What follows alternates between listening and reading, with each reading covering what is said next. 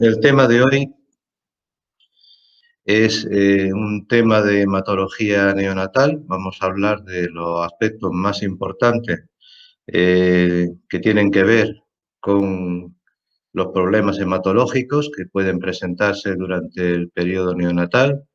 Hablaremos en primer lugar de las anemias, de los diferentes tipos de anemia que pueden acontecer en el periodo neonatal y de su causa y sus posibles soluciones en cuanto a tratamientos. Hablaremos de las poliglobulias neonatales, sobre todo sus repercusiones, y hablaremos al final de la hiperbilirubinemia neonatal en sus varias modalidades y cuáles son las actitudes terapéuticas que nosotros vamos a tomar dependiendo del grado de hiperbilirubinemia neonatal. Comenzamos, pues, primero hablando de anemias neonatales. Y para hablar de anemias neonatales y para comenzar esta primera parte, he seleccionado el gráfico que tenéis en pantalla.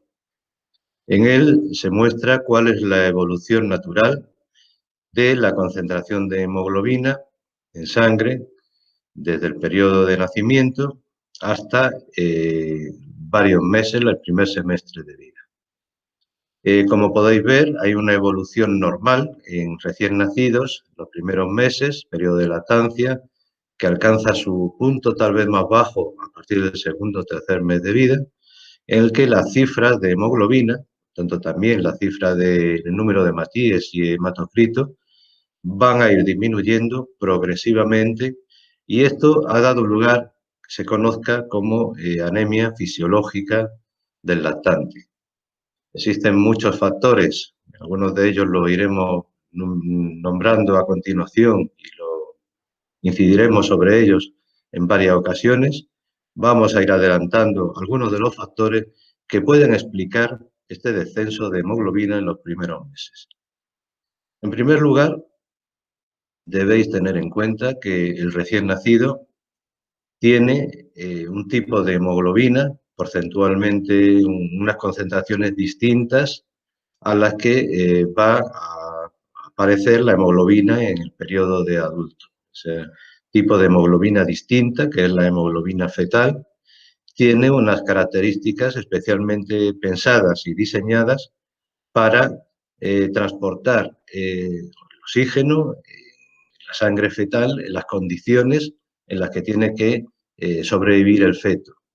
Condiciones donde interesa transportar oxígeno a los tejidos fetales a partir de concentraciones bajas de oxígeno, que son las que se pueden transferir a partir de la placenta.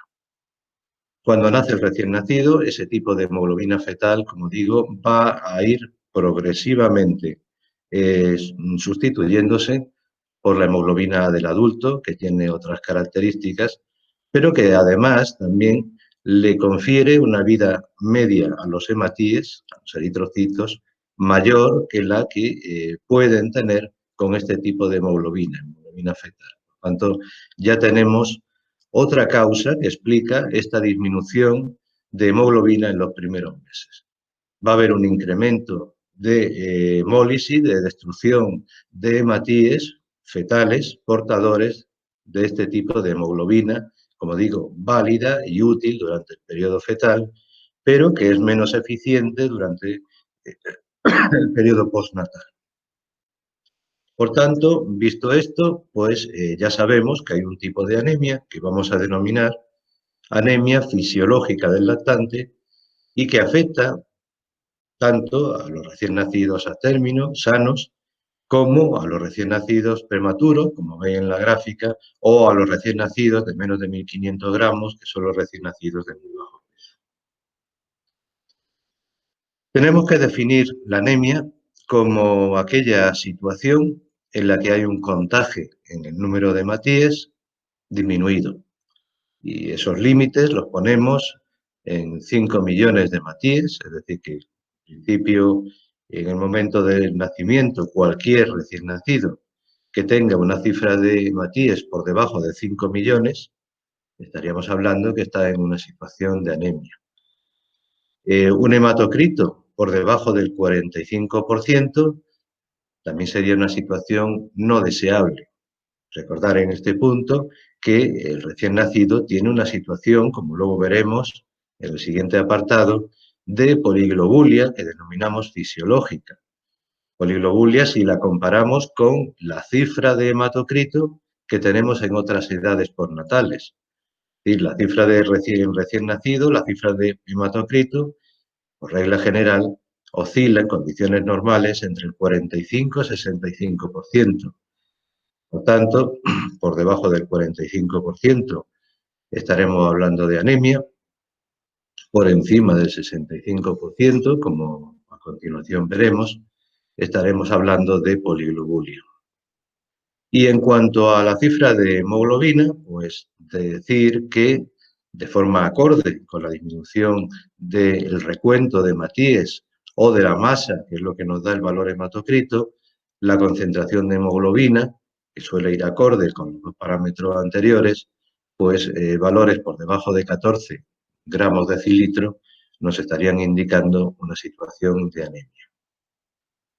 En cuanto a las manifestaciones clínicas que podemos encontrar en un neonato anémico, pues fundamentalmente van a ser, en primer lugar, su aspecto. Vamos a encontrarnos con un recién nacido que tiene una mayor palidez.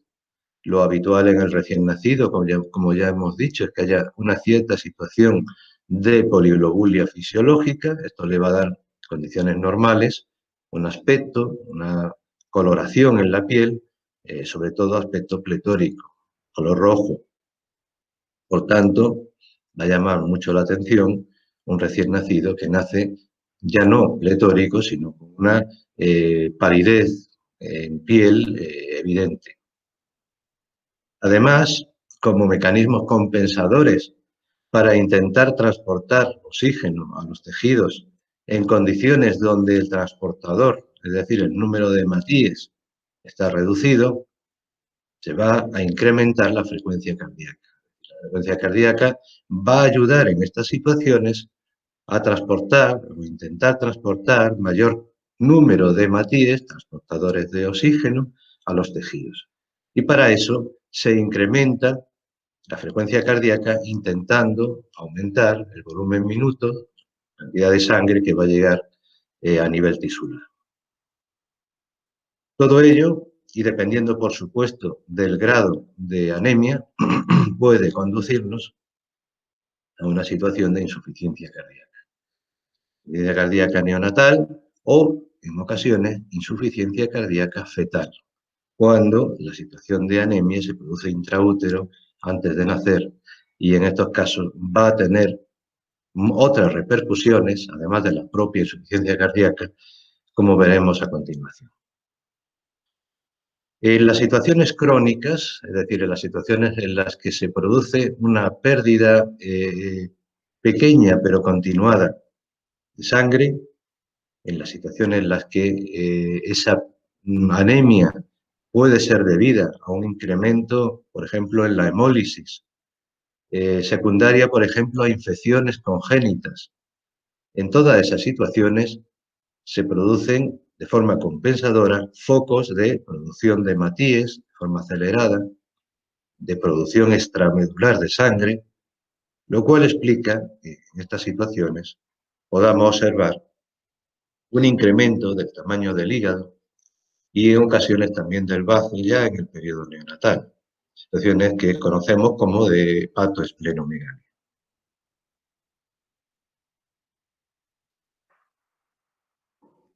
En cuanto a la etiología, es decir, las causas que pueden motivar anemia en un recién nacido, tenemos múltiples causas, algunas van a incidir inmediatamente antes del parto y otras pues van a incidir o bien durante el parto o van a ser claramente postnatales. Vamos a enumerar, en principio, las más frecuentes o las que tienen, digamos, repercusiones más visibles. Y la primera de las etiologías que vamos a considerar es cuando ocurre una pérdida aguda de sangre, es decir, aquellos recién nacidos que van a tener un sangrado activo. Ahora después hablaremos algo de las hemorragias neonatales. Pero en principio, si tuviésemos que seleccionar algunas entidades frecuentes, causantes de hemorragia aguda y por tanto de anemia aguda en el recién nacido, pues tendríamos que pensar aquellas situaciones en las que se produce un sangrado durante el propio mecanismo del parto. Muchas veces porque la placenta está mal inserta, nos referimos a las situaciones en las que hay una placenta previa, hay un desgarro en la placenta, un desprendimiento de placenta durante el periodo del parto, en ocasiones una inserción anómala del cordón umbilical, a veces lo que denominamos una inserción velamentosa del cordón. Estas situaciones pueden dar lugar a desgarros en el momento del parto y producir rotura de vasos con pérdida de sangre. Esa hemorragia, ese sangrado, va a originar generalmente situaciones de anemia aguda grave en el recién nacido. Y en ocasiones también van a comprometer la salud de la madre. Por lo tanto, se tratan de urgencias que habría que actuar y solucionar de forma rápida. En ocasiones, lo que también puede ocurrir, es que pueden ocurrir transfusiones, es decir, transfusiones desde la sangre fetal a la sangre materna, a través de esa estructura que sabíamos que se encuentra intraútero, que es la placenta, se pueden producir pasos de contenido hemático del feto hacia la madre. Dependiendo de la cantidad de sangre transfundida, las manifestaciones clínicas de la anemia en el recién nacido pues van a ser mayores o menores. Y, por supuesto, las repercusiones inmunológicas que esto puede originar en cuanto a que el tipo de hematíes, los antígenos que haya, los grupos sanguíneos de la sangre transfundida del feto a la madre, pueda ser reconocida como inmunológicamente incompatible por parte de la madre y generar una respuesta inmunológica que en cierto modo podría ser responsable de cuadros de hemólisis por autoinmunidad transferida desde la madre al feto. Ahora hablaremos algo de esto en caso de las isoinmunizaciones, sobre todo de grupos sanguíneos, RH o AB0. Y en ocasiones, cuando tenemos gemelos, tampoco es infrecuente que existan transfusiones de un gemelo a otro. Y nos encontramos las dos situaciones contrarias, de forma que el gemelo transfundido va a incrementar su masa eritrocitaria y generalmente va a nacer poliglobúlico, y el gemelo, que es el donante, generalmente va a encontrarse una situación de anemia. En cualquiera de todas estas causas que hemos nombrado y algunas más que no hemos enumerado, lo que sí tenemos que tener en cuenta es que la causa más frecuente de pérdida aguda de sangre, anemia, por esta situación de pérdida, es una causa de tipo iatrógeno. Es decir, las anemias que nosotros observamos en las unidades neonatales, sobre todo en los recién nacidos ingresados y sobre todo en los recién nacidos prematuros, aun teniendo múltiples causas, la causa habitual suele ser las extracciones, y las extracciones sanguíneas que nosotros precisamos para hacer un buen control analítico y estabilizar, gasométrico, controles de glucemia, gasometrías periódicas. Todo ello conlleva pequeñas extracciones, a veces continuas, durante el transcurso del día en varias ocasiones, y todo ello va anemizando progresivamente al paciente. De forma que, como digo, en el momento actual consideramos que la causa iatrógena es la causa más frecuente de anemia neonatal en las primeras semanas de vida. Tenemos otro tipo de anemias, que son las anemias denominadas fisiológicas, las que hemos comentado al principio de este apartado. Hay que decir que esta anemia fisiológica es multifactorial, es decir, tiene muchos factores, aparte de los que ya he enumerado, que contribuyen a que se instaure esta anemia y en ocasiones contribuyen a su gravedad, a que sea más intensa de lo que en principio debiera.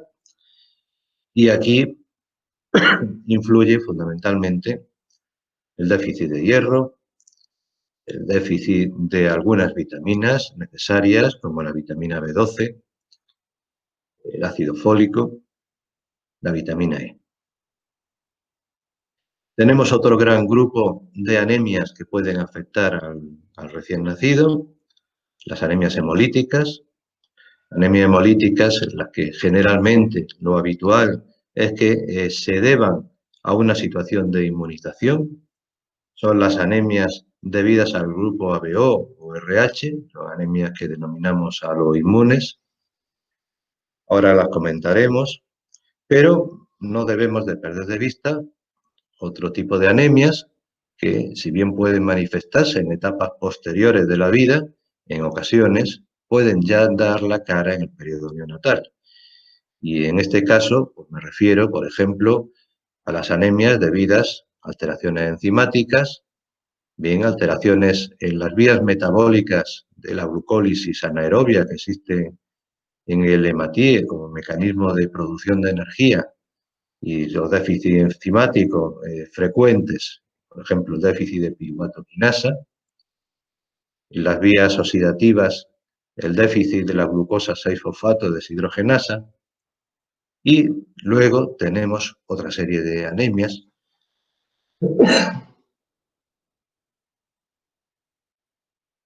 no debidas a causas enzimáticas, sino que predomina son alteraciones de la membrana del hematíe. Son las que veis en pantalla como anemias hemolíticas corpusculares. Por ejemplo, la esferocitosis hereditaria.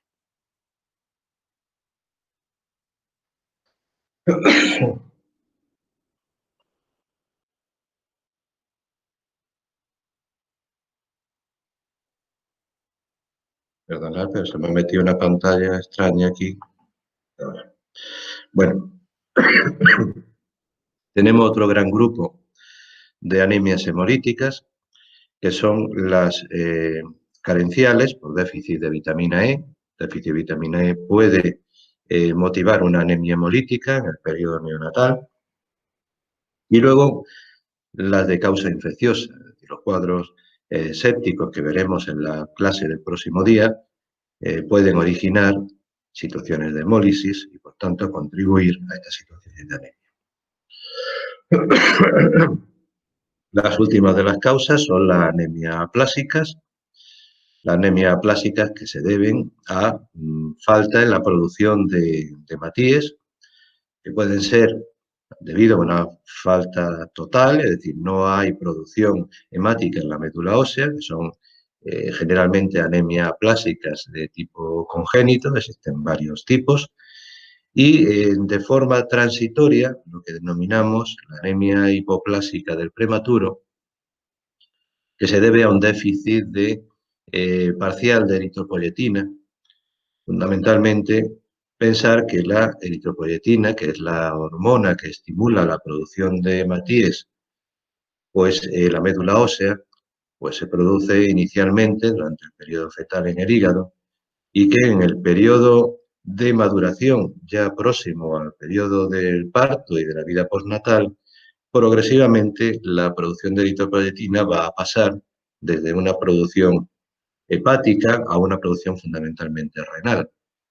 Hay que decir que los riñones son un órgano más sensible a los estímulos que van a originar una producción de eritropoyetina y, por tanto, en esta situación donde la producción de eritropoyetina es fundamentalmente renal, la respuesta a los estímulos va a ser mucho más eficiente que cuando la producción es mayoritariamente hepática, como ocurre en el periodo fetal.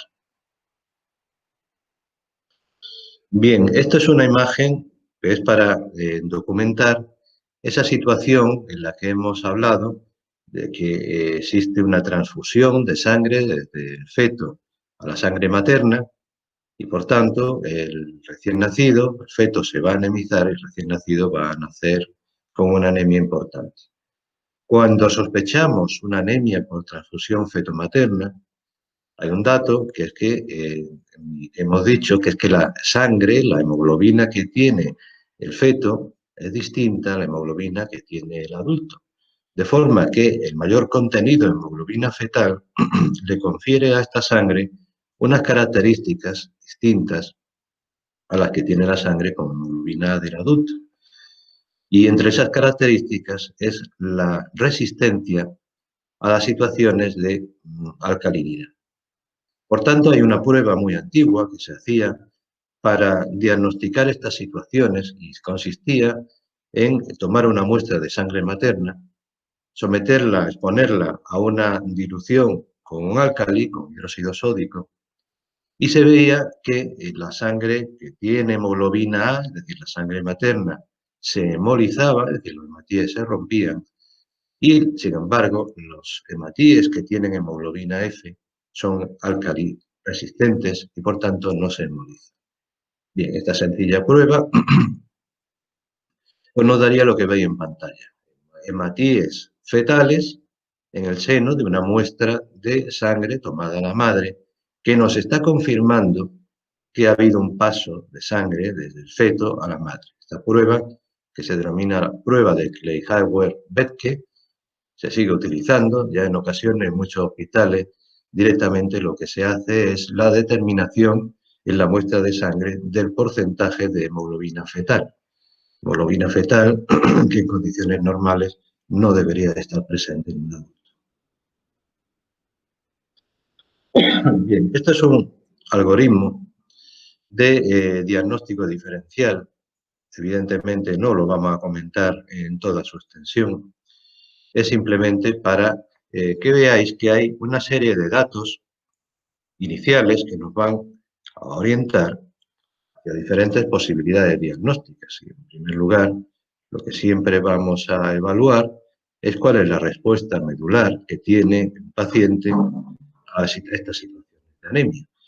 En concreto, determinación del número de reticulocitos. El aumento de reticulocitos nos indica que existe una buena respuesta y, por tanto, estaríamos excluyendo ya de entrada todo aquel grupo de anemias aplásicas en las que no había una adecuada producción de hematíes a nivel de médula ósea.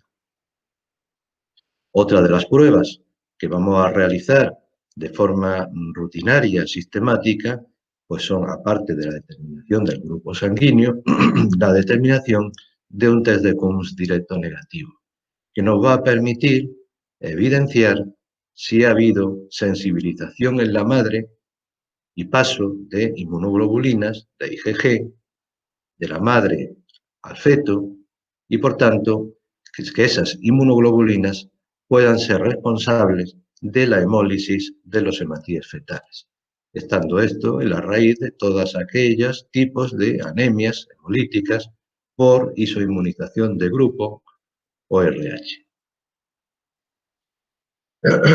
Cuando hablamos de reticulocitos, pues hablamos de lo que tenéis en pantalla, es decir, los reticulocitos son las formas inmaduras de los hematíes. Estas formas inmaduras en condiciones normales están presentes en sangre en unas proporciones muy bajas, generalmente no llegan al 1%. Cuando encontramos un incremento importante de reticulocitos, en ocasiones por encima del 4, 5, 6%, nos está indicando que hay una médula ósea activa produciendo gran cantidad de hematíes y, por tanto, cuando esos reticulocitos están por debajo de los porcentajes que os he dado, nos está indicando que esa médula ósea está frenada y prácticamente no se está produciendo ningún hematíe. Por tanto, estaríamos en una situación de aplasia o de hipoplasia del médula ósea. Pero cuando la anemia empieza a originarse, a producirse en el periodo fetal, una de las consecuencias que quiero comentar simplemente para que suene y, bueno, y conozcáis un poco los principios fisiopatológicos que la motivan, son las situaciones de hidrops fetal. El hidrops fetal lo que origina es una situación de edema importantísimo en el feto, acúmulo de líquidos en cavidad peritoneal, a nivel pleural, a nivel pericárdico, una situación de insuficiencia cardíaca que va a originar al final un fallo multiorgánico en el feto y si no se pone medidas adecuadas, generalmente acaba con el padecimiento del feto y el aborto. En estas situaciones, lo primero que tenemos que tener en cuenta, que los tetras saben muy bien, es intentar normalizar los valores de anemia fetal. Hay que tratar esa anemia y la forma de tratar esa anemia es la realización de transfusiones intrauterinas para llevar las cifras de hemoglobina a cifras normales. La causa habitual de hidros, que pueden ser a veces de causa inmune, las más frecuentes, pues son las isoinmunizaciones, es decir, las sensibilizaciones de la madre a algunos antígenos de los hematíes del feto, fundamentalmente del grupo RH, pero en ocasiones estas situaciones de hidros, de anemia fetal, se pueden observar también secundaria a cuadros infecciosos y en ocasiones a cuadros de causa desconocida y al final nos quedamos sin saber muy bien por qué se ha producido, se ha originado esta situación.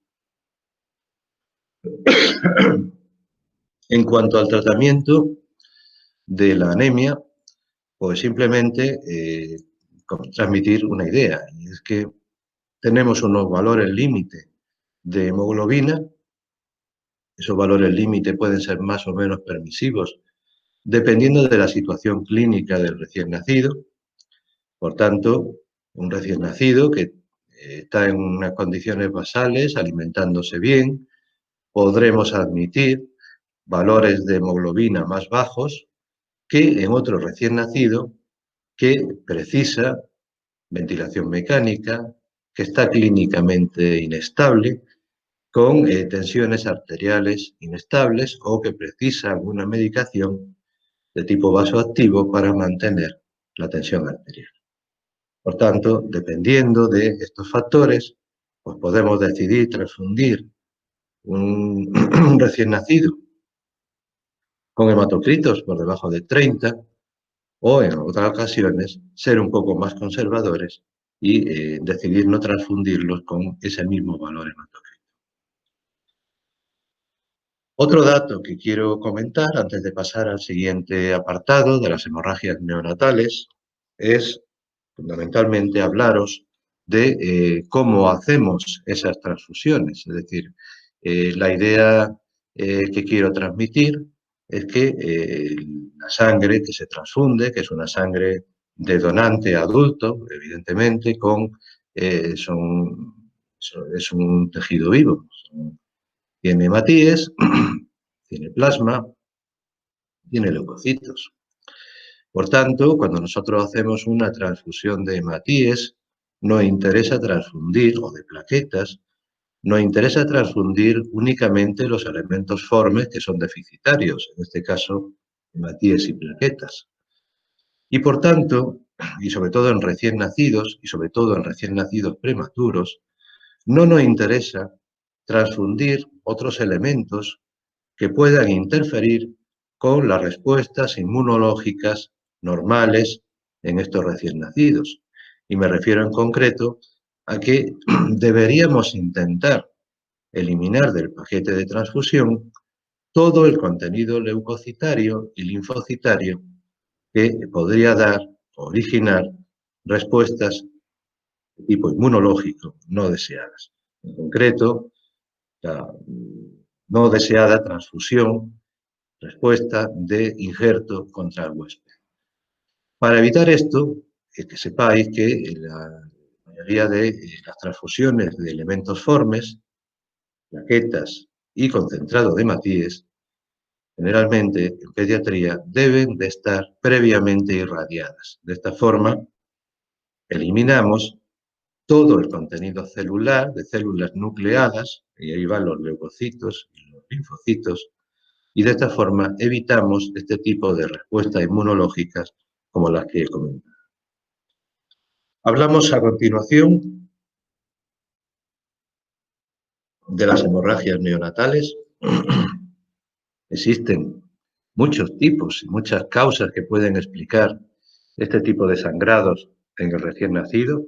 Vamos a hacer una rápida enumeración sin entrar en profundidades porque, como ya digo, cada uno de estos apartados podría ser con facilidad el tema de una clase monográfica específica y evidentemente este no es el objetivo de la clase que nos ocupa.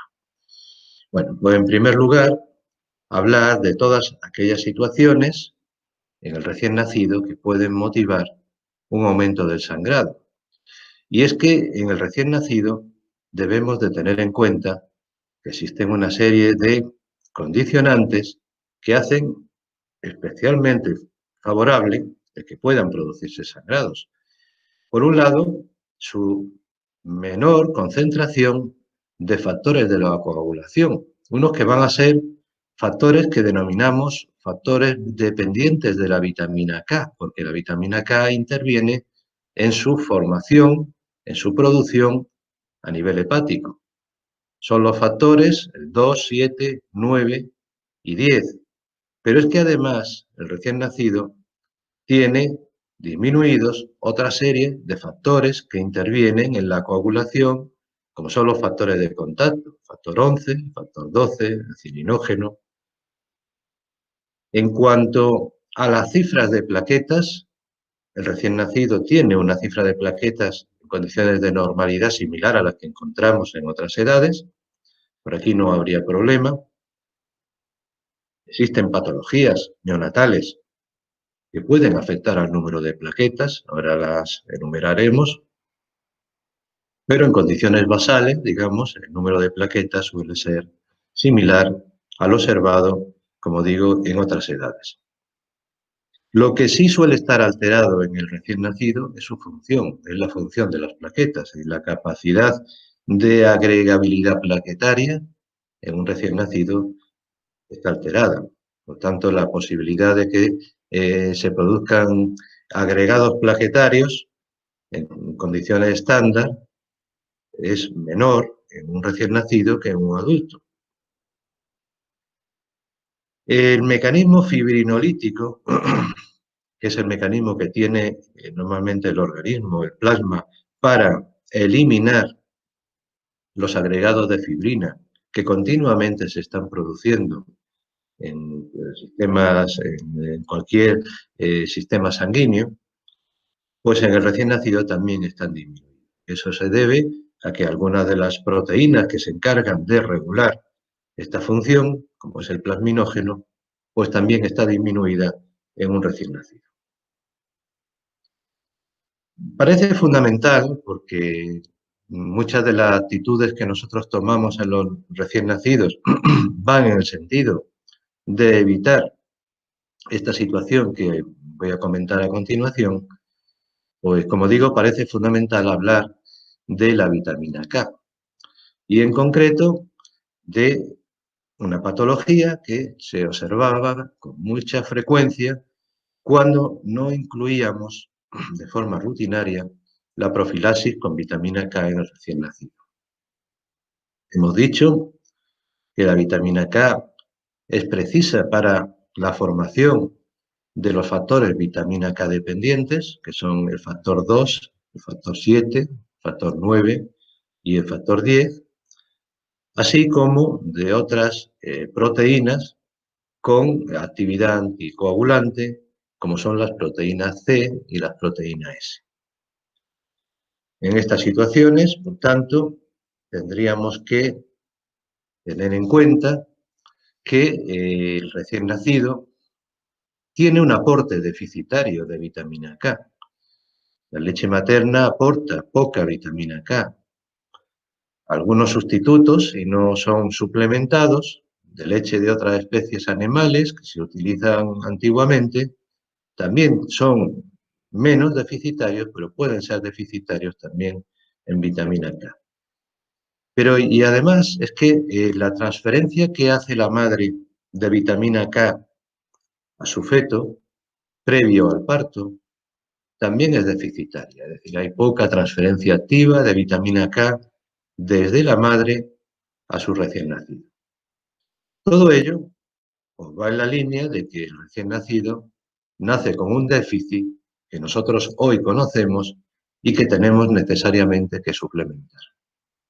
Y es por ello que a todos los recién nacidos se les administra de forma profiláctica, antes de abandonar el hospital, un miligramo de vitamina K, dosis única, se administra por vía intramuscular, y de esta forma rellenamos los depósitos de vitamina K para las próximas semanas, hasta que ya, digamos, el recién nacido empieza a incorporar en su intestino bacterias habituales, lo que denominamos hoy día microbiota intestinal, que es la principal fuente de vitamina K en los individuos sanos.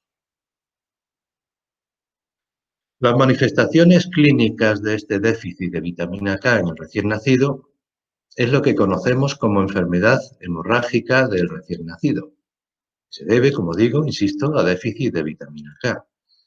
Manifestaciones que, lógicamente, van a ser del tipo de hemorragias, que generalmente van a aparecer en la primera semana de vida y que pueden ser hemorragias a muy distintos niveles.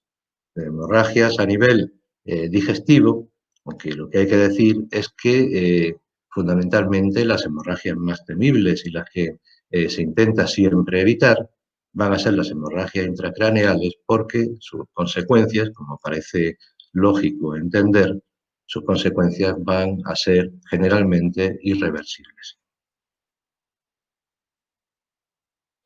Tenemos, por tanto, en la literatura muchas formas de presentación. La forma clásica, como digo, es aquella en la que se produce los cuadros de hemorragia en la primera semana. A veces hay descritas formas muy precoces en las que ya en el primer día se manifiestan por un sangrado, habitualmente un sangrado a nivel umbilical, o formas tardías en las que las manifestaciones de sangrado pueden aparecer incluso después del primer mes. Lo sospechamos, el déficit de vitamina K, cuando vemos en las pruebas de laboratorio que los tiempos de protrombina y tiempos de parcial de tromboplastina activado pues están alargados, porque estos tiempos utilizan los factores de coagulación precisos que precisan vitamina K y, por tanto, si están disminuidos estos tiempos de coagulación, tiempos de protrombina, el TPTA, van a estar alargados. Por tanto, ante un recién nacido con un TPTA y una actividad de protrombina menor del 50%, la actitud debe ser administrar de forma urgente vitamina K, porque ese sería uno de los factores que nos estaría indicando que hay riesgo de que se desarrolle un proceso hemorrágico. Bueno, esto en cuanto a la profilaxis, que ya hemos comentado, únicamente decir que tenemos la alternativa en los casos en los que haya rechazo a la administración intramuscular de la vitamina K en el recién nacido, pues como digo, tenemos la alternativa de administrar de forma oral 2 miligramos de vitamina K. Bien, otro tipo de alteraciones hemorrágicas que vamos a comentar solo de pasada son las hemorragias que vemos en otros procesos patológicos asociados. Hay muchas otras enfermedades concurrentes que pueden dar cuadros del tipo hemorrágico, algunas alteraciones hereditarias que podemos ver en el adulto, el niño, evidentemente son hereditarias, pueden comenzar ya en el periodo neonatal. Me refiero, por ejemplo, a los déficits de factor 8, de factor 9, cuadros de hemofilia, podrían manifestarse, que no es lo habitual, en periodo neonatal. Las alteraciones de tipo plaquetario consisten, o sea, hay otro grupo que pueden dar cuadros hemorrágicos, fundamentalmente los cuadros de trombopenia. No vamos a pararnos en las trombocitopatías, que también podrían dar problemas, pero que son menos habituales. Pero cuando hablamos de disminución del número de plaquetas en el periodo neonatal, pues sabemos que existen múltiples causas. Las tenéis en pantalla, algunas de ellas, pero fundamentalmente me voy a detener en las trombopenias de origen inmune. Lo mismo que hablábamos y veremos a continuación, que hay situaciones en las que los hematíes del recién nacido pueden ser hemolizados por anticuerpos que han pasado de la madre al recién nacido. Las plaquetas, existen en ocasiones sensibilizaciones de antígenos plaquetarios presentes en las plaquetas del recién nacido y paso de anticuerpos maternos tras una sensibilización previa frente a esos antígenos que tienen las plaquetas del recién nacido y que se produce, por tanto, su destrucción. Serían los casos de trombopenia neonatal isoinmune que ahora comentaremos. Bien, según el momento en el que podemos determinar la trombopenia, pues hablamos de situaciones de trombopenia fetal, y aquí incluimos las causas inmunes, pero hay también algunas causas congénitas, hereditarias, causas neonatales tempranas, y es importante las situaciones de asfixia, generalmente se asocian también con cuadros de sangrados y de trombopenias, y las formas tardías, que generalmente se deben a procesos infecciosos o a procesos inflamatorios, coagulación intravascular diseminada. Todas estas situaciones pueden originar también disminución del número de plaquetas. Bien, aquí tenéis lo que ya hemos comentado, la trombopenia inmune, es decir, paso, situación en la que anticuerpos frente a las plaquetas del feto producidas por la madre, que son de tipo inmunoglobulina de tipo G, la IgG atraviesa sin dificultad la placenta desde la madre al feto y por tanto va a condicionar a nivel de circulatorio fetal y el recién nacido la destrucción de las plaquetas del propio feto. Por tanto, existe esta situación que sería una situación de incompatibilidad materno-fetal y que se conoce como trombopenia aloinmune o isoinmune. Otras situaciones, las situaciones en las que la madre ya tiene una trombopenia conocida, generalmente de causa inmune, que es lo que denominamos púrpura trombopénica inmune, idiopática en otros casos, pues puede originar el paso de anticuerpos antiplaquetarios desde la madre al feto y por tanto puede condicionar, a ser también inmunoglobulinas de tipo IgG, puede condicionar una situación de trombopenia en el recién nacido, que es lo que conocemos como trombopenia autoinmune. Bien, en cuanto a los condicionantes de la trombopenia aloinmune, bueno, aquí tenéis el antígeno plaquetario implicado. Evidentemente es necesario que la madre no sea poseedora de este antígeno, que sí lo es su feto, su recién nacido, para que se pueda producir la sensibilización y la producción de anticuerpos frente a este antígeno plaquetario, que son los que van a pasar la placenta y que son los que van a producir la situación de trombopenia en el feto y en el recién nacido. Del tratamiento únicamente voy a dar un par de pinceladas. Generalmente la situación puede estabilizarse de forma espontánea siempre y cuando la cifra de plaquetas no descienda en exceso. Consideramos que niveles por encima de 30 a 50.000 plaquetas podrían ser seguros, por tanto podríamos esperar a la hora de instaurar algún tipo de tratamiento. Y si el tratamiento es preciso, Cuando la cifra de plaquetas es muy baja, es decir, plaquetas por debajo de 10, 15.000 plaquetas, se recomienda la transfusión de plaquetas que, a ser posible, sean similares a las plaquetas maternas para que no se produzca su rápida destrucción. Y se puede utilizar también la inmunoglobulina intravenosa, inmunoglobulina que vamos a administrar en el recién nacido pues, a una dosis de 1 gramo kilo día durante un periodo que puede ir de 2 a 4 días. Los corticoides en ocasiones también se han propuesto y se han obtenido por resultados satisfactorios. Bueno, de las trombopenias autoinmunes no vamos a decir nada más que lo que ya hemos comentado. Decir que existen otro grupo de trombopenias que son trombopenias de tipo mecánico, en las que las plaquetas van a ser secuestradas. Habitualmente en estas situaciones debemos de pensar la posibilidad de que exista un hiperesplenismo, es decir, un aumento del tamaño del bazo, que es donde fundamentalmente se va a realizar este tipo de secuestro. Y bueno, que existen muchas situaciones que pueden dar lugar a cuadros de trombopenia de tipo mecánico, como son las que tenéis en mano. La coagulación intravascular diseminada es otra causa de sangrado, de hemorragia y por tanto de anemia. Y lo que ocurre generalmente es una activación de toda la cascada de coagulación. Se produce, por tanto, consumo de los factores de la coagulación y aumento de la producción de fibrina. En su proceso de eliminación de la fibrina se van a producir lo que denominamos productos de degradación de la fibrina, que va a ser un dato fundamental para hacer el diagnóstico.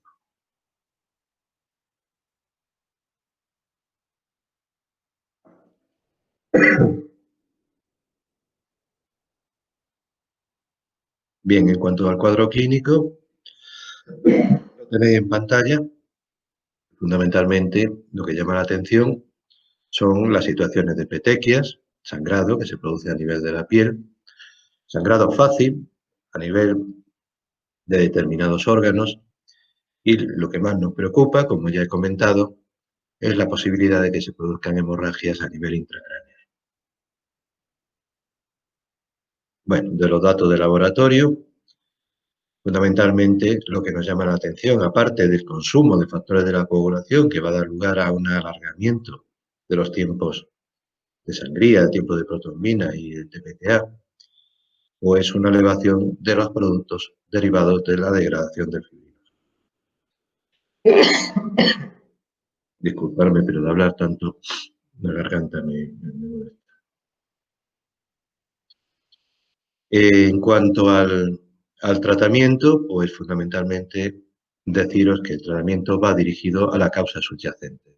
Cuando tenemos una situación de coagulación intravascular diseminada, tendremos que tratar la causa que ha iniciado este cuadro, pero además tendremos que reponer todos aquellos elementos plásticos que pueden hacer que se favorezca el sangrado. Y en concreto, pues tendremos que administrar transfusión de plasma fresco, para administrar factores de coagulación y transfusión de plaquetas, fundamentalmente. Vamos a dar algunas pinceladas sobre las poliglobulias neonatales. La poliglobulia neonatal es una situación que vendría a ser la contraria a la que hemos hablado cuando nos referíamos a la anemia. Hablamos de poliglobulia cuando un recién nacido tiene un recuento de hematíes de más de 6 millones, una hemoglobina de más de 20 gramos de decilitro o valores de hematocrito por encima del 65%. En estas situaciones, con valores por encima del 65-70, el recién nacido puede estar asintomático, es lo que denominamos poliglobulia parafisiológica. En otras situaciones, era el momento que se me mete una pantalla aquí delante y no consigo ver nada. La poliglobulia de más del 70% es lo que denominamos poliglobulia patológica.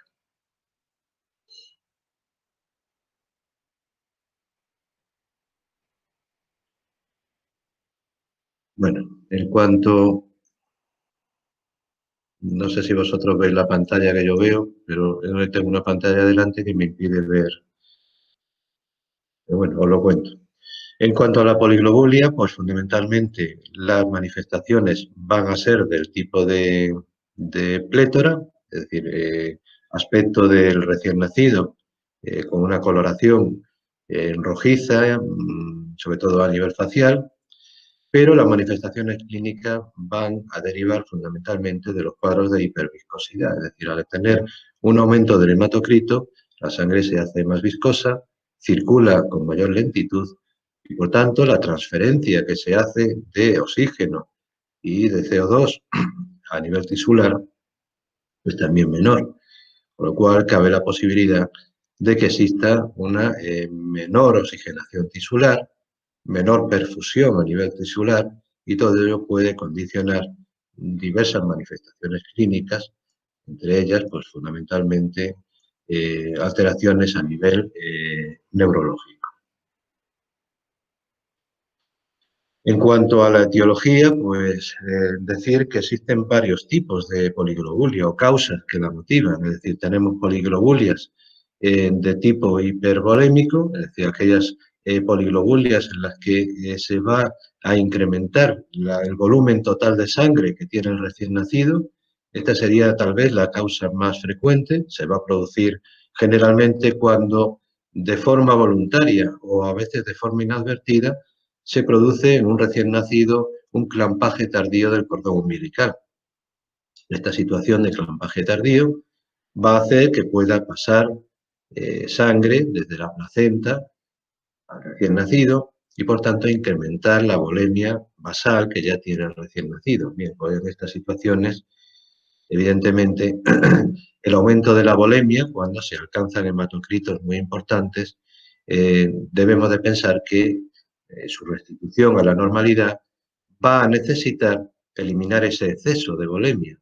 Y por eso, ahora lo veremos, entre las actitudes que se proponen de tratamiento, en los casos, sobre todo en los casos sintomáticos, las actitudes que se proponen en la realización de sangrías, es decir, eliminar volúmenes de sangre para intentar normalizar los valores de hematocrito.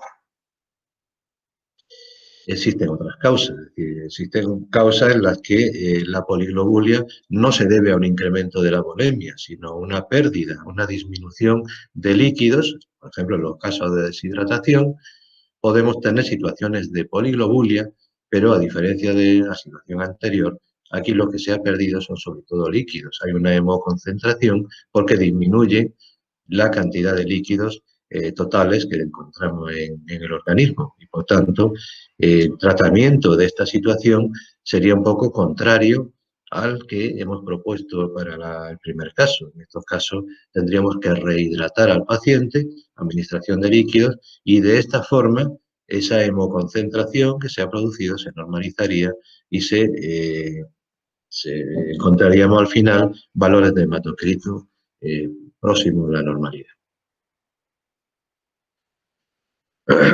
En cuanto a la clínica, pues deciros que la mayoría de los cuadros de poliglobulia suelen ser asintomáticos y solo en las situaciones en las que existe un incremento muy importante de la hiperviscosidad, pues en esas situaciones podemos encontrar totalmente cianosis, la situación de plétora a nivel cutáneo, a consecuencia del incremento de la masa eritrocitaria y de su degradación, se va a incrementar también los metabolitos derivados de la hemoglobina. Y uno de los metabolitos, que lo veremos ahora a continuación, es precisamente la bilirrubina. Y por tanto, la ictericia va a ser una de las manifestaciones clínicas que podemos encontrar en pacientes poliglúticos.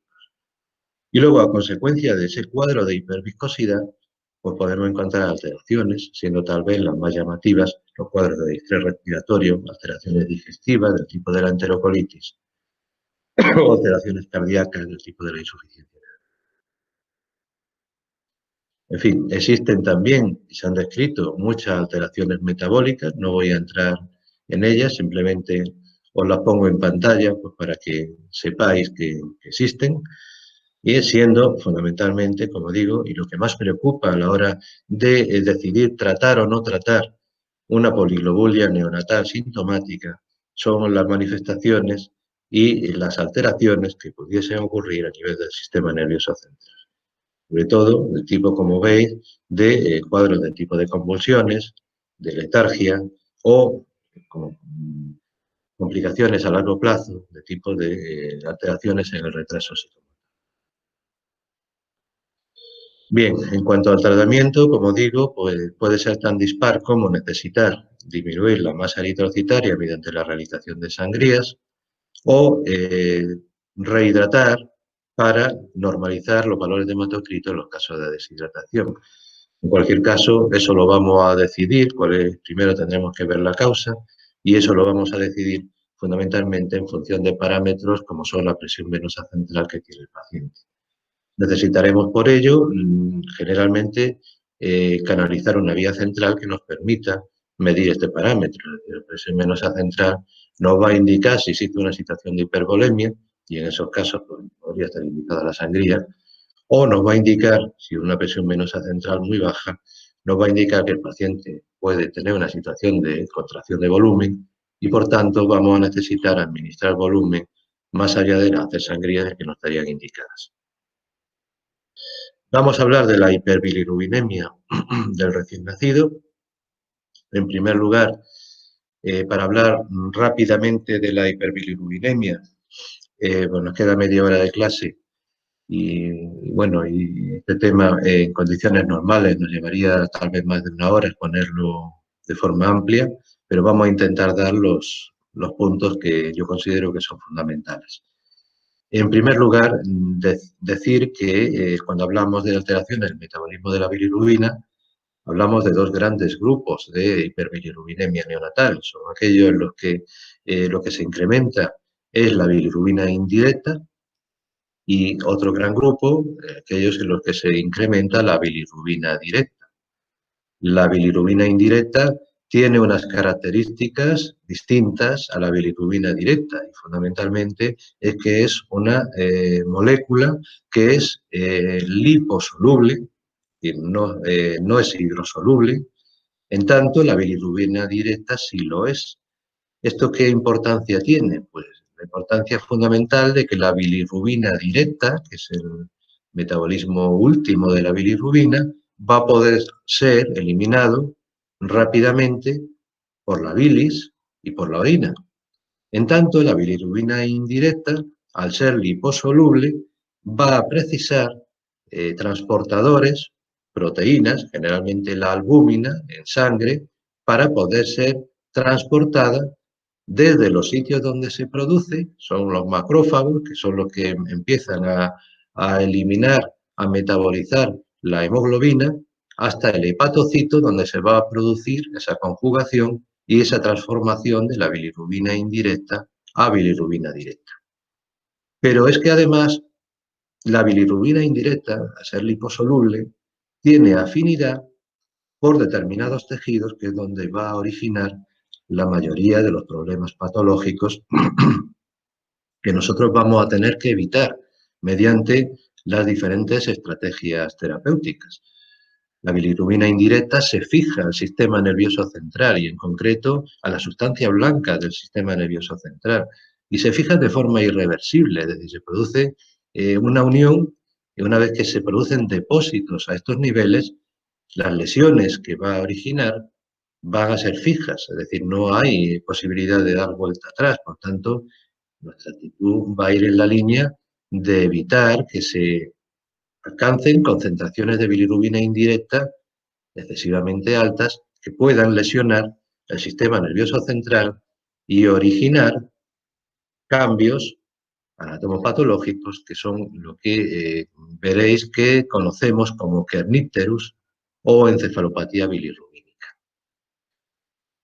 Bien, la penetración que puede hacer la bilirrubina a nivel del sistema nervioso central, es decir, el paso a través de la barrera que denominamos barrera hematoencefálica, pues va a depender de la situación clínica que tiene el recién nacido. Y en concreto, existen situaciones que sabemos en las que la permeabilidad de esta membrana, de esta barrera, va a ser mayor. Por ejemplo, en los pacientes deshidratados, una situación de deshidratación con un incremento de la osmolaridad plasmática o una asfixia que origina una situación de acidosis con pH bajo en sangre, o la prematuridad o inmadurez, todas ellas son situaciones que van a incrementar el paso a través de la barrera hematoencefálica de la bilirrubina indirecta y, por tanto, en estas situaciones, niveles más bajos de bilirrubina indirecta pueden originar lesiones del sistema nervioso central que en otras condiciones, en las que no concurren estos factores, no originaría. Bien, decir que ya he comentado que la bilirrubina indirecta libre es la que ejerce el daño a nivel del sistema nervioso central, por tanto, no interesa que circule unida a su proteína transportadora, que es la albúmina. Pero miren ustedes que en el recién nacido, las concentraciones que tenemos de albúmina en sangre no son las mismas que las que observamos en el adulto. El recién nacido, y mucho más el recién nacido prematuro, tiene situaciones de hipoalbuminemia, es decir, tenemos menos proteína transportadora. Con lo cual, la posibilidad de que exista mayor bilirrubina libre aumenta, y con lo cual la posibilidad de que pase la barrera hematoencefálica y produzca daño a nivel del sistema nervioso central también aumenta. Luego, tenemos otra serie de situaciones, por ejemplo, algunos medicamentos que ya no utilizamos en el periodo neonatal precisamente por este hecho, pueden desplazar la unión de la bilirrubina indirecta a su transportador, a la albúmina, aumentando la fracción libre. Me refiero, por ejemplo, a las sulfamidas.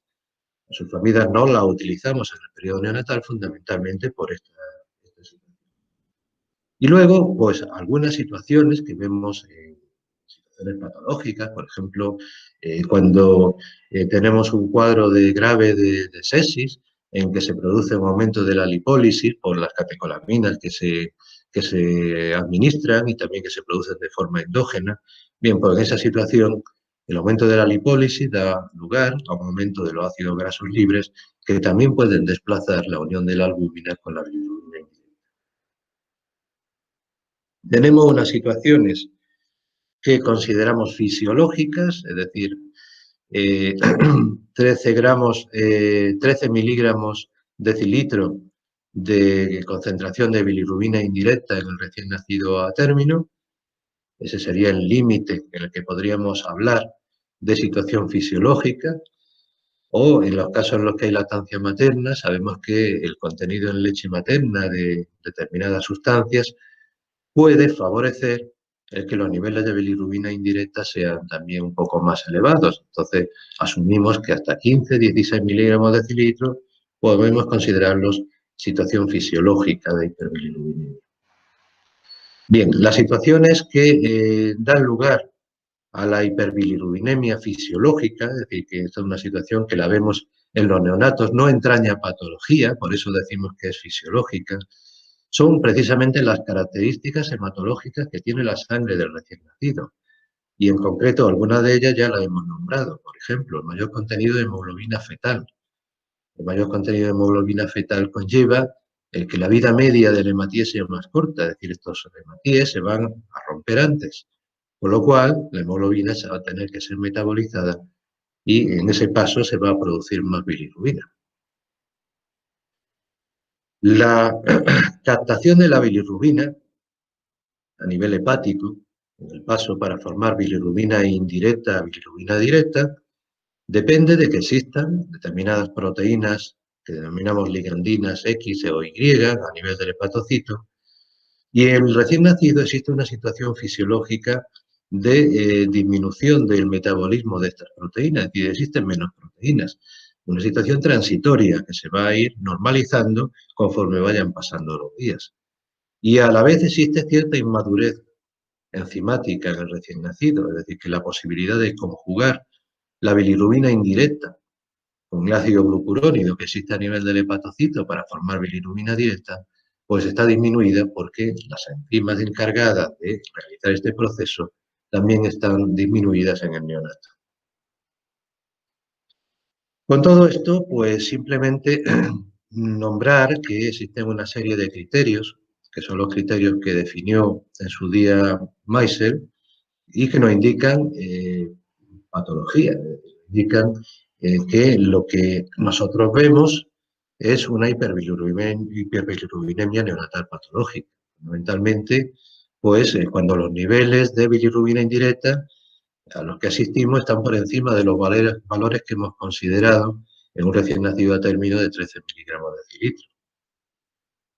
El ritmo de aumento de la bilirrubina también es otro factor, es decir, incremento rápido del aumento de la bilirrubina indirecta nos está indicando que hay un ritmo de hemólisis acelerada y, por tanto, una situación patológica que debemos tener en cuenta. La duración, es decir, aquellas situaciones de hiperbilirubinemia que se prolongan en el tiempo, generalmente más allá de la primera semana de vida, pues deberían de considerarse como situaciones no fisiológicas.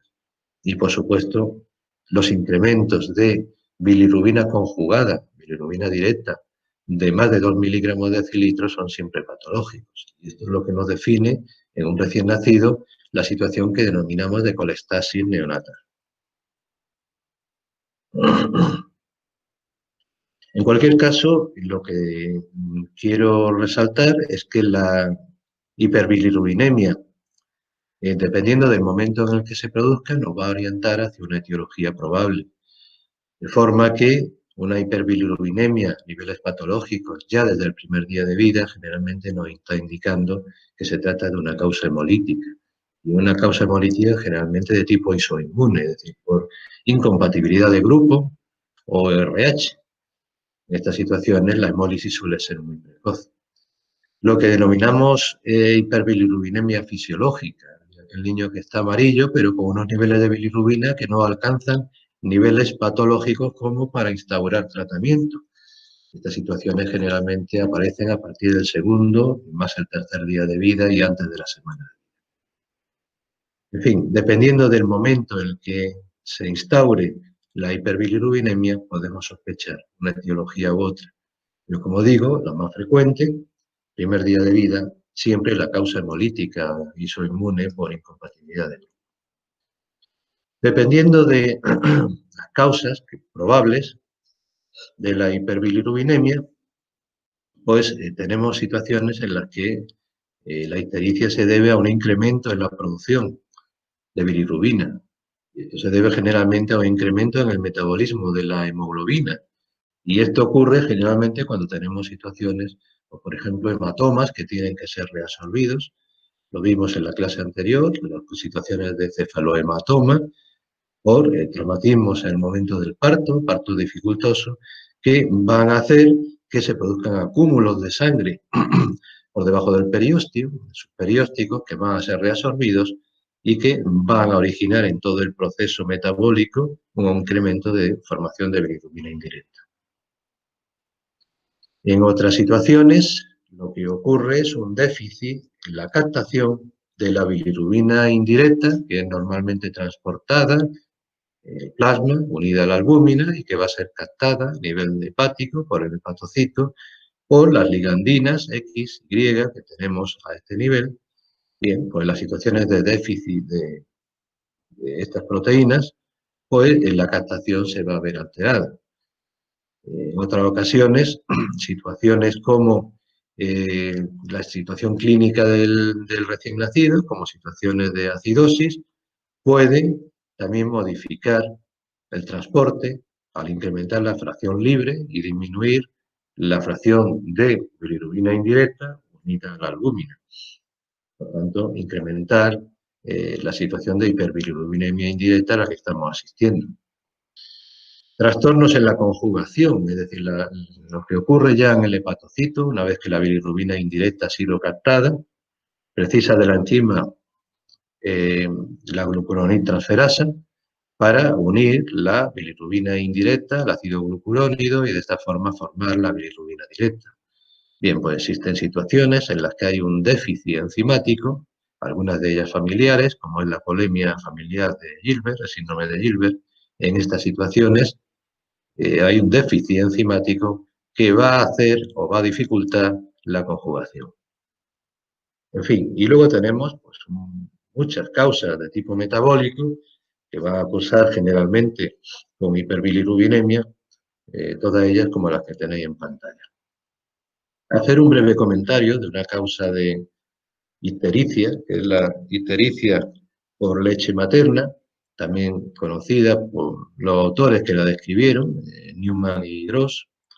Esta es una situación que se produce una hiperbilirubinemia que se mantiene a partir de la primera semana de vida, generalmente a partir del tercer o cuarto día, y se mantiene fundamentalmente debido a elementos, sustancias, metabolitos que existen en la sangre, o sea, perdón, en la leche materna, que van a interferir el normal metabolismo de la bilirrubina. En concreto, el prenandiol es una sustancia que puede estar presente en la leche materna y que va a alterar la conjugación, la normal conjugación de la bilirrubina a nivel hepático.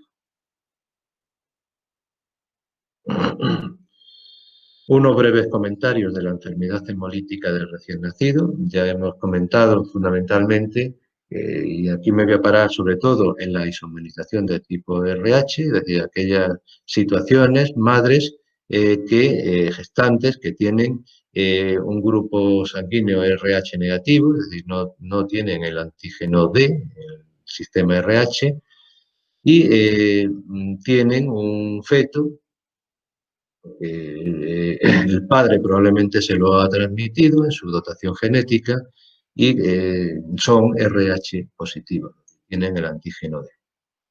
En estas situaciones, la gestante, si se produce un primer contacto de la sangre de un feto que sea RH positivo, va a haber una respuesta inmunológica de producción de inmunoglobulinas, inicialmente IgM, que no atraviesa la placenta, posteriormente IgG y con contactos posteriores, de nuevo IgG a títulos más altos, que sí van a atravesar la placenta. Bien, pues estas situaciones, paso de inmunoglobulina IgG desde la madre al feto, va a originar situaciones de hemólisis porque los hematíes del feto, del recién nacido, sí son RH positivos.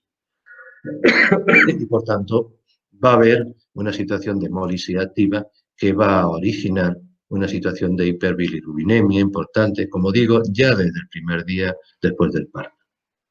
En estos casos, en los casos de hiperbilirubinemia a títulos altos, los tratamientos que se proponen van a ser generalmente de utilización de la fototerapia y en ocasiones, que ahora veremos, y en ocasiones la utilización de la sanguinotransfusión, es decir, hacer recambios de sangre para eliminar todas las inmunoglobulinas maternas transferidas que son las que están originando la hemólisis. Entre las pruebas analíticas, pues decir que como dato importante, cuando hacemos un análisis en estos pacientes recién nacidos, siempre pedimos el grupo sanguíneo para ver si hay posibilidad de incompatibilidad con el grupo de la madre, pero la prueba que nos va a indicar que existe una respuesta inmunológica es el test de Coombs. El test de Coombs directo, que va a ser siempre positivo en el recién nacido cuando tenemos una isoinmunización de tipo RH. Por tanto, es una forma grave. Esta forma es más grave que las isoinmunizaciones por grupo ABO, aunque las dos, pero a veces se alcanza niveles de bilirrubina indirecta importantes que van a requerir fototerapia. Decir y recordar que como profilaxis en la gestante y para evitar estas situaciones de mayor gravedad, la gestante debería de recibir siempre, y esto lo sabe bien el obstetra, la inmunoglobulina anti-D, siempre que exista un aborto previo o si comprobamos que hay incompatibilidad de RH entre el recién nacido y la madre, al menos en un plazo de 72 horas posteriores al parto.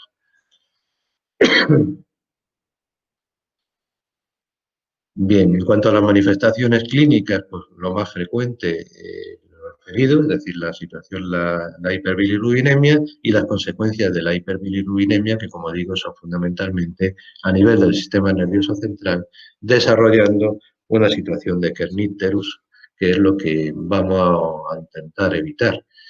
y que la hiperbilirubinemia en títulos altos es importante, pero en ocasiones lo que hay que tener también en cuenta son los factores que concurren, que hacen que se incremente el paso a través de la barrera hematoencefálica de mayores concentraciones de bilirrubina. En concreto, la prematuridad, las situaciones de acidosis, la hipoalbuminemia, todas estas situaciones pueden agravar una situación de hiperbilirubinemia que en otras condiciones pues lo mismo no originarían tanto daño a nivel del sistema nervioso central. Bien. El daño neurológico, como digo, a nivel de sustancia blanca. El nítero era una entidad que era antes de diagnóstico eminentemente anatomopatológico, es decir, se diagnosticaba tras hacer la necropsia de los pacientes fallecidos y se veía que había una impregnación por bilirrubina, sobre todo en los ganglios de la base. Hoy día, gracias a Dios, esto no ocurre así y el diagnóstico lo hacemos con pruebas de imágenes, fundamentalmente mediante una resonancia nuclear cerebral. En cuanto a las manifestaciones clínicas de estos pacientes graves, pues lo que nos llama la atención es su hipotonía. Un paciente que tiene una hiperbilirubinemia grave, lo vamos a ver hipotónico. Esta hipotonía es reversible, es decir, que conforme inicialmente nosotros normalicemos los valores de bilirrubina, va a tener lugar una normalización del tono muscular del recién nacido. Es cuando se produce la impregnación por el pigmento bilirrubínico a nivel del sistema nervioso central, cuando, y sobre todo a nivel de los núcleos de la base, cuando empezamos a ver manifestaciones del tipo de la hipertonía y posteriormente manifestaciones del tipo distónico. Estas lesiones sí nos están indicando ya afectación y generalmente de carácter irreversible. Bueno, en cuanto al tratamiento, pues el tratamiento de estos casos desgraciados pues va a ser el tratamiento que va a ser fundamentalmente paliativo. Vamos a intentar mejorar las condiciones de vida del paciente afecto, teniendo en cuenta que una vez que se produce la encefalopatía bilirrubínica, los daños acontecidos generalmente no van a poder revertirse.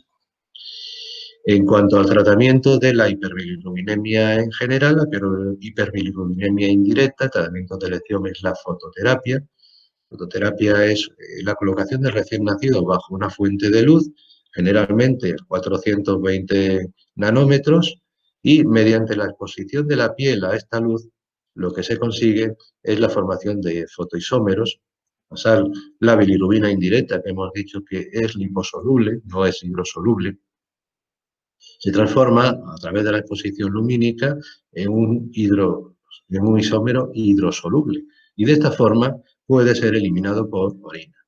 Por tanto, parece fundamental que para que el tratamiento de fototerapia sea efectivo, el recién nacido debe de estar adecuadamente hidratado para facilitar de esta forma un incremento de diuresis, por tanto, un incremento de la eliminación de estos fotoisómeros que estamos generando.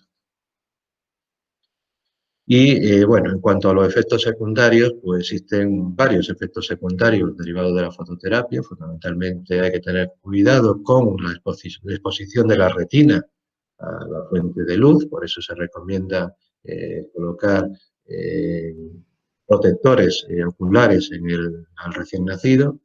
Y bueno, y fundamentalmente el problema viene derivado de que mientras el niño está colocado bajo una fuente de fototerapia, pues evidentemente la madre debe de coger al niño lo menos posible, por lo cual, bueno, la posibilidad de que se interrumpa el vínculo madre-hijo, pues existe y sabemos que tenemos que tenerlo en cuenta, pero son aspectos que hay que tratar. Y ya por último, pues hablar un poco de la examinotransfusión. La examinotransfusión es la técnica que vamos a realizar cuando la fototerapia no es suficiente para disminuir los valores de bilirrubina indirecta por debajo de unos valores que consideramos críticos. Existen tablas para ello, para saber a qué nivel se considera crítico a cada edad del recién nacido y a cada edad gestacional. Y la técnica básicamente consiste en hacer un recambio de la sangre del recién nacido. El recambio se realiza el doble del volumen de la volemia que tiene el recién nacido. Lo realizamos generalmente con sangre RH negativa, que sabemos que hay menos problemas, y como habitualmente ya lo que tenemos en los hospitales son concentrados, pues tenemos que hacer una reconstitución del concentrado de Matías, cero negativo, en plasma generalmente AB. Y de esta forma, pues se realiza todas las técnicas de sanguinoterapia. Bien, y con esto termino la clase de hoy. Me voy a pasar al chat para que me digáis si hay alguna cuestión que queráis que veamos.